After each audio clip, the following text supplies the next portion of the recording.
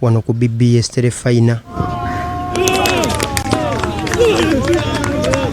Omupiira ogusooseewo gubadde wakati wa Buddu ng'ettunka ne Butambala era gugenze okukomekkerezebwa nga Buddu ye guwangudde gole mu kubwereere.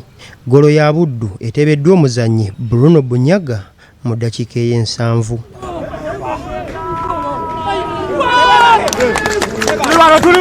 Amyuka omutendesi wa Buddu Andesali agamba omupiira guno tegubadde mwangu eri ttiimu ye wabula yeebazizza abazannyi be olw'okulwana okufiirawo okuguwangula. Tufunye obubonero obusooka, ffenna tukimanyi nti omupiira ogusooka teguba mwangu kuba gw'osamba oba tomanyi bw'asamba.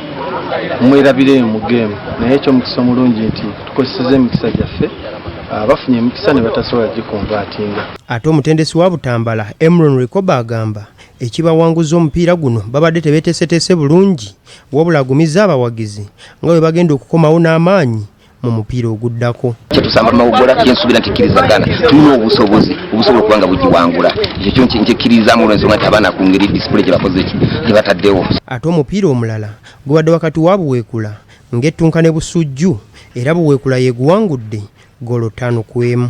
Golo za Buweekula ziteebeddwa abazannyi Isaac Musiime, Abdu Nsereko ne Ismail Tamubula ateebye ggoolo 3 ng'ate ya Busujju eteebeddwa Ivan Kaweesi ng'ebadde ya penalty.